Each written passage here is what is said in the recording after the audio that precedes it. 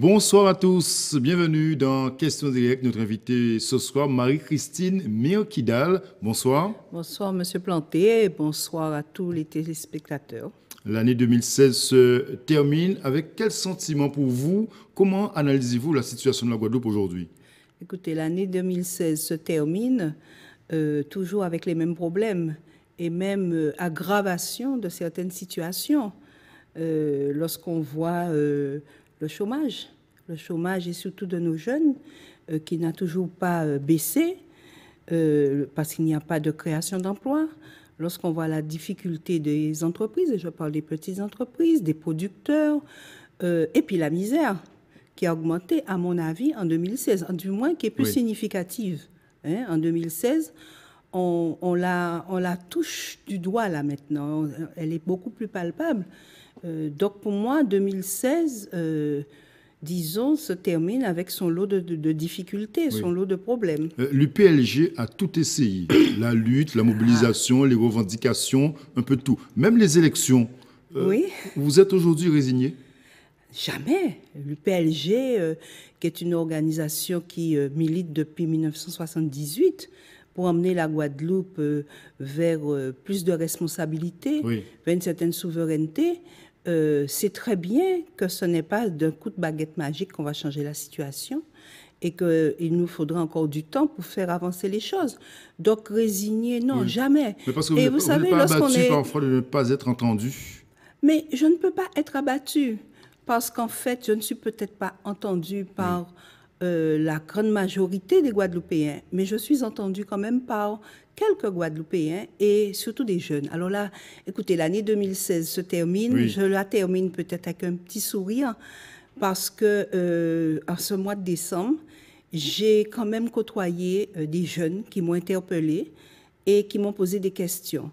Des jeunes qui ont été également interpellés par le discours qu'ils m'ont entendu, que j'ai tenu, qu'ils ont entendu, et qui voulaient avoir plus d'informations. Alors, c'est pour ça que je dis qu'en fait, il y a de l'espoir. Il y a de l'espoir. Et je suis très positive. Il y a de l'espoir, Marie-Christine Méo-Kidal, quand vous avez des chiffres quand même qui font froid dans le dos. Il faut le dire, plus de 100 000 personnes aujourd'hui en Guadeloupe vivent au-dessus du seuil de pauvreté. Comment vous l'expliquez, cette situation? Écoutez, aujourd'hui, quand on regarde comment fonctionne notre pays, nous sommes un petit pays, enfin une île. Lorsqu'on voit la surconsommation, je dirais qu'il y a, et à côté, on voit que les salaires n'ont pas forcément augmenté, je crois que beaucoup de Guadeloupéens, de plus en plus, vivent au-dessus de leurs possibilités. Parce qu'il faut consommer et tout est fait pour qu'on consomme. Pour vous, c'est la seule raison? Ce n'est pas la seule raison, c'est une des raisons qui fait que, bon, cette situation sociale, elle est en train de s'aggraver. C'est ce que je disais tout à l'heure. Elle s'aggrave. Mais j'attendais à ce que écoutez. À ce que vous me disiez, par exemple, il faudrait peut-être changer de système, il faudrait peut-être plus d'autonomie. Mais laissez-moi le temps d'expliquer. Il est vrai que si nous sommes dans cette situation, j'ai parlé de surconsommation. La surconsommation, c'est le résultat d'un système qui est dans le pays, qui fait la part belle à certains, aux plus gros, et qui, d'autres se retrouvent de plus en plus dans la misère. C'est un système qui est organisé pour que ce soit toujours, ce sont toujours les mêmes groupes qui profitent des importations, des exportations. Écoutez, tout est fait pour que notre production déjà ne se développe pas, pour que, et puis que nous allions de plus en plus vers aujourd'hui que l'économie guadeloupéenne est cadenassée par une partie? L'économie guadeloupéenne est dans les mains d'un petit groupe, dans les mains des gros importateurs, d'un multinational, et ce qui fait que, bon, il est très difficile d'aller vers autre chose.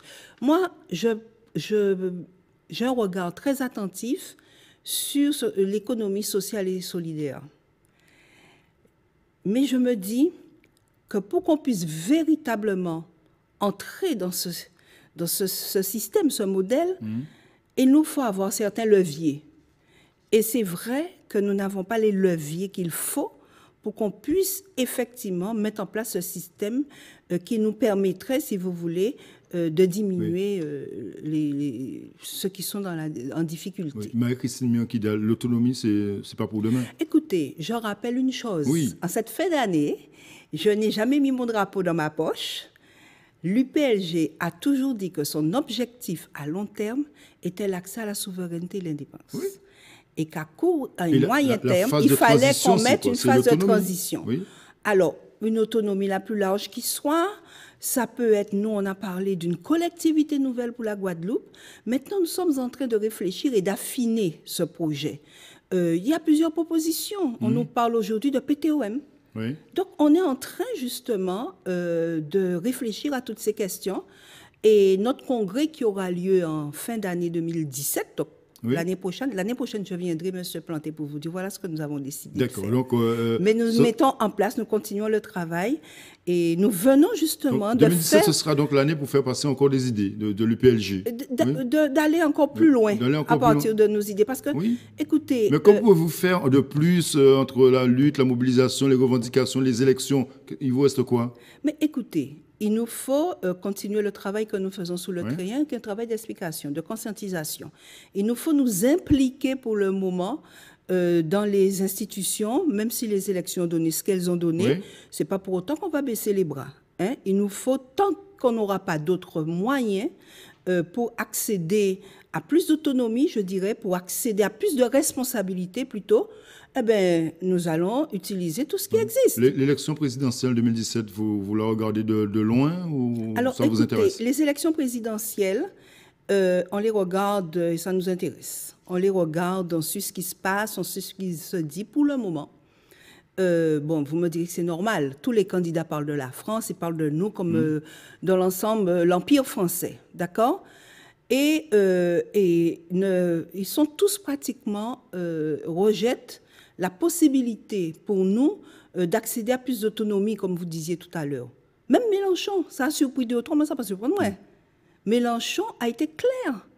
Il n'est pas question qu'il puisse même écouter, même, je ne sais pas, même jeter un regard sur un projet qui ferait que la Guadeloupe puisse effectivement avoir plus d'autonomie.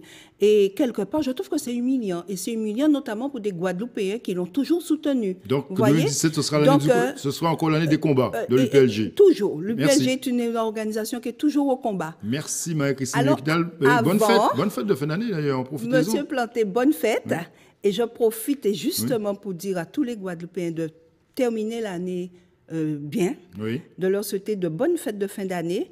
Et surtout d'être prudent. On a trop d'accidents. Et deuxième chose qui me tient à cœur, je trouve que c'est inadmissible qu'on puisse aujourd'hui avoir un tel dérapage sur les réseaux sociaux.